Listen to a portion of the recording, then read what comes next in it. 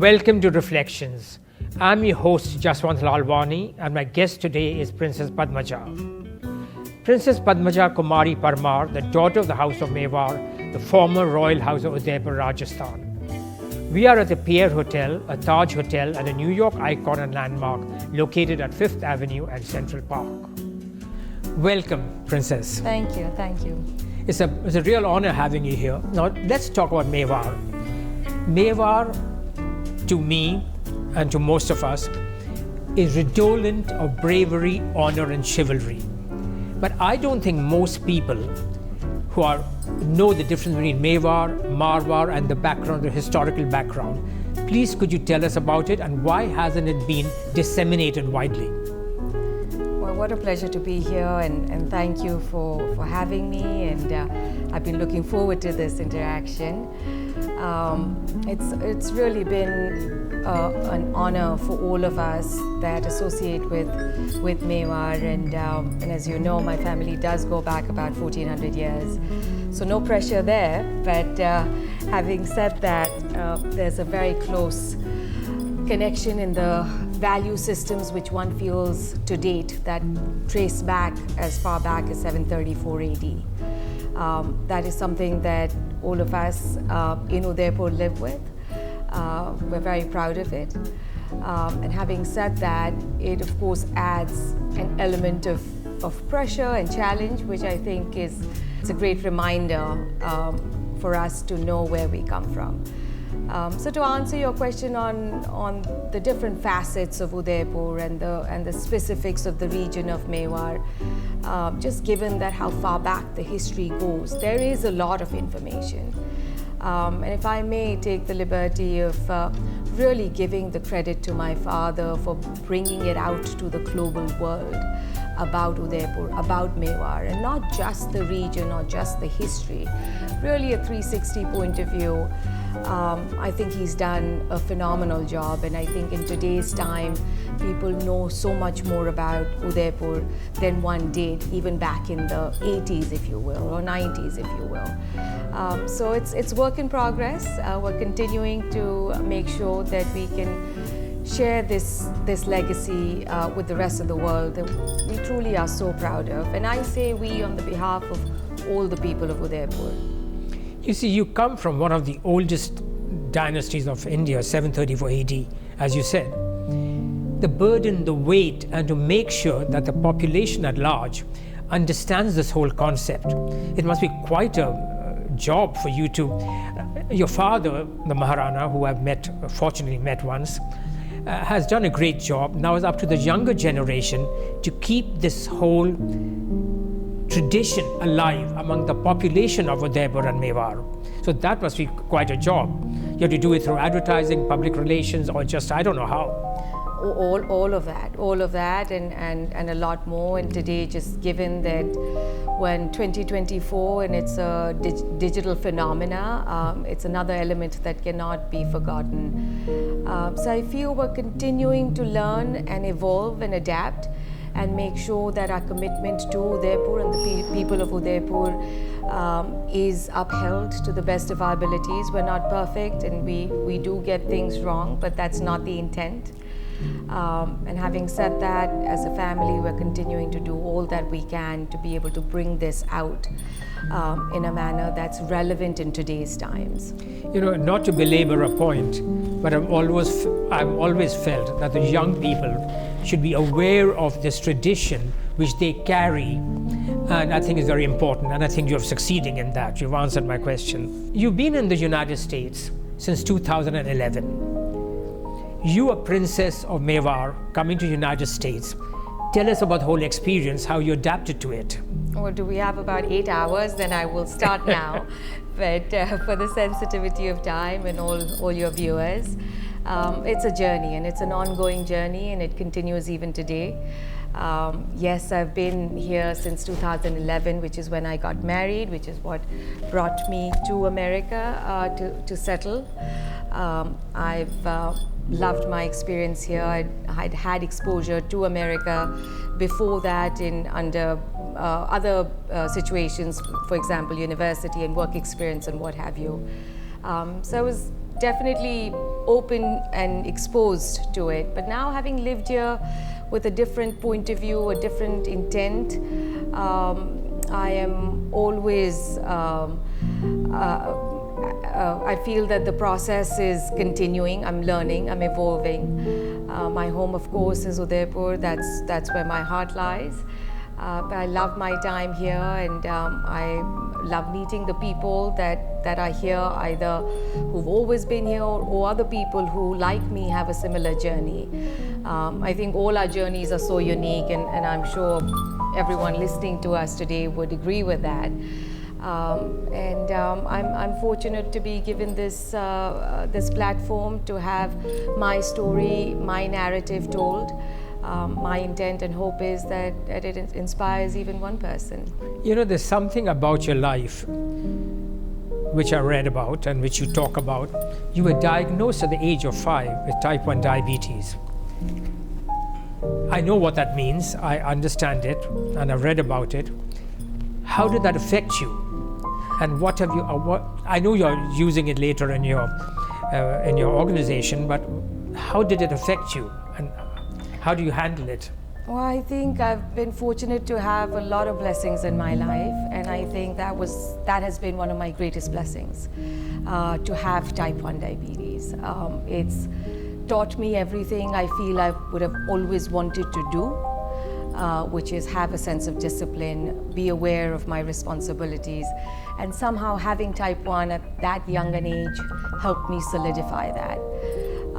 And today I'm an advocate for type 1, and if there's one thing that a newly diagnosed type 1 can take out of this conversation, it would be just that listen, we can thrive with it. The noise around it is quite negative, so don't be saddened by it. I've lived with it now for over 39 years. I was diagnosed at age 5. And it's okay, and we're okay. I'm happy to talk about it more for any of those who are interested to know a little bit more about it. But it's really been a large source of strength for me.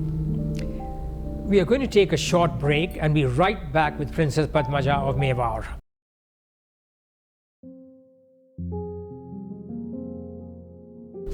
We are at the Pierre Hotel, where every major Indian event takes place. But now we are in conversation with Princess Padmaja of Mewar. Welcome back. Thank you. You have been involved with the historic resorts and hotels and other hotels and Bulgari of London. Talk about this. It's so exciting, I think. I mean, the short answer is that hospitality definitely runs in our veins, and these are a couple of tangible examples of just that. It started with my grandfather, who has a long-standing relationship with the Taj Group of hotels, and started the Lake Palace Hotel having under management with the Taj, and it's continued since then for all of these generations. And I've had the opportunity to get a lot of my training here in New York at the Four Seasons for a couple of years. After which I decided to go back to India, and then was exposed to the family business. I'm really proud of the fact that I did get a chance to work here and get an international exposure outside of Udaipur. After which, being at the HRH group of hotels and really getting into the weeds of our chain has been a phenomenally sort of experience of time of growth and experience, which then led to time at the Bulgari Hotel in London for a couple of years. But I almost feel that this hospitality segment of my life was for a few years till I moved to America in 2011. It's certainly shown me a lot of ways of being able to run a business inside and outside the family, which I treasure every day, and I think I use that experience in every capacity that I can. You're also on many boards, too many to enumerate. Will you talk about some of the more important boards you're involved with? Well, actually, I've consolidated, and decided that I would continue to associate with those that are truly inspiring and fulfilling. To your point, because there's no end to how much one can associate with, but all of us and none of us have anything we can do about the time we have in a day. So it came down to that, and I've been very inspired by Princeton University, which is where my husband went for his undergrad, and today we're very involved over there. Along with Harvard, we've had the opportunity to associate at Harvard University. I personally am very interested in the mental health segment at the medical school there, so I have that opportunity, and then of course my own foundation. So this is where majority of my time is going, and I'm loving it. It's not easy, but I'm happy. I'd like to now talk about something which has interested me and which is very important to you. You started the Friends of Mewar in 2013 with 3 major focal points in it. Talk to each of these points, starting with the preservation of the tradition of Mewar, and then the healthcare angle, and then the women's education. So when I started Friends of Mewar back in 2013, as you mentioned, I just moved to the US a couple of years before that, and was working on really finding a way of reinventing myself now that I'm not in Udaipur and not with the hospitality business side of things. And it took me a couple of years to come up with the concept of Friends of Mewar, which is why I think it's my 3rd child. It's something that took a lot of thinking and growth and nurturing, and what you said is where I ended up. I decided that I wanted to do work that was seeped in Udaipur, supporting the community, the people, the region, in a way which had a tangible and an intangible element. My thoughts weren't quite as articulate back in 2013. I was struggling, but at one point I decided that I had to go ahead with what felt like a calling, and I knew the clarity would come. So by 2013 there was enough clarity for me to know that starting a foundation that continues to support people, communities, women of Udaipur is something that inspires me and excites me. And hence that's how it started, and the 3 areas I chose were areas that I feel my heartstrings pull the most in. If I'm going to talk to people about it or create an awareness about it, it has to be something that comes from within. So that's exactly why I picked these 3 areas, and here we are. You know, it's very interesting to me that you took this Friends of Mewar and taken it to a whole different level. What's the kind of reaction you get to this whole organization, which is very dear to you? So how has it been received by the population at large? Well, is it a big, do you have to work hard to disseminate this? I have to work very hard to disseminate this. But that's exciting as well. I know I'm working towards something which is greater than myself. That's what we have been taught as children, or for me as the daughter of the House of Mewar. It's not about finding a easy gimmick. That's never been our thought process. I don't think if that was, we would have lasted 1400 years. So our timelines are a little different. Things don't go from one year to the other or one season to the other. It really comes in the form of generations. So when I started struggling and grappling with the idea of Friends of Mewar, I want to be able to leave a legacy, whether people remember me or not. I hope it continues to support the people of Udaipur, and that's the idea. And yes, it's hard work, and where we are as of now, I think I'm in a place that makes me feel good, but there's a lot more to be done. I feel responsible to be able to get it to a height where it truly is recognized and understood globally. And I hope that, having me here today is inching me even closer to that goal. So thank you. There's no question in my mind you're going to succeed wildly at this. It's time for a short break again. We'll be right back with Princess Padmaja Mewar.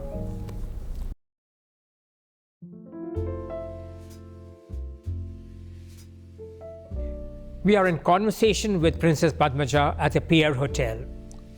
A lot of celebrities from all over the world, starting with Coco Chanel, Karl Lagerfeld, Elizabeth Taylor, and of course all of European royalty, most of it rather, and now you, Princess Padmaja Mewar, has some connection with the Taj Hotels. Do you mind telling us about it? It's a very old and a very special connection. It really started with my grandfather, who decided that they would be the ideal partners, hospitality partners for us back in the late 60s. And up until now, we're continuing to grow that relationship, foster that relationship. It can be seen as a business relationship, but it's much deeper than that. We have been very fortunate to have had the opportunity to work so closely with them in the hospitality segment and other collaborations that have been a consequence of that relationship. I personally am a big fan of Mr. Ratan Tata, as I'm sure the rest of the world is. I think what he stood for and what he continues to stand for is such an inspiration. And I know that I can say this on behalf of my entire family. Let's go back to Friends of Mewar. What is the one point under the banner of Friends of Mewar that you're really proud of and that you'd like us all to know? Is there any one point, or is it a composite of everything you said? I think it does cover a lot of the aspects that I've said, but I hope it can be viewed and recognized and remembered as an organization that's truly working for the region. It's not just my foundation. If because of Friends of Mewar, another foundation in Udaipur does well, after maybe listening to your segment today, that I consider victory as well. So there isn't a competition. It's really complementing to everything and everyone that exists in Udaipur. And I'm really here today because of that. It's not just my foundation or just my hotels or just my family. It's really everyone and everything that's associated with it. So that makes me ask you the question, how do the viewers and all of us get involved and support the Friends of Mewar? Is there a way to do it? Well, I'm sure all your viewers are very digitally on top of things. So I have a feeling that if I have been able to inspire anyone, they'll find a way to do that. But I really do want to take a minute to thank you for having me here, because this in itself exposes Friends of Mewar, this in itself exposes Udaipur to the millions of people who will be viewing this. I want to say thank you, and I hope I've been able to connect with those who are watching us today. Now for some fun questions. Your interest in sports. You're a member of the Cricket Club of India. Did you get a chance to see the India-US match, India-Pakistan match, or did you see it in person or on the screen or what? So we're very avid cricket followers, which I'm sure doesn't come as a surprise to many of you watching. But I personally love cricket. I grew up playing cricket and loved the match the other day, watched it, and have always felt a strong affiliation to the sport. I haven't played recently, but when I did, I think I was pretty good because the boys let me play with them. And that used to usually be a tough filter. I know the women's teams today are doing phenomenally well. So I think that it's been such a evolving sport, and of course being born and brought up in India, there's no way of escaping it. Even if you don't like cricket, you know cricket. It's one of those sports, and I'm lucky enough to enjoy it and like it, and having played it, and will continue to be a big supporter. You know, when I think of the royal families worldwide, not just India, the first thing that comes to mind is polo, not cricket or not baseball or not whatever.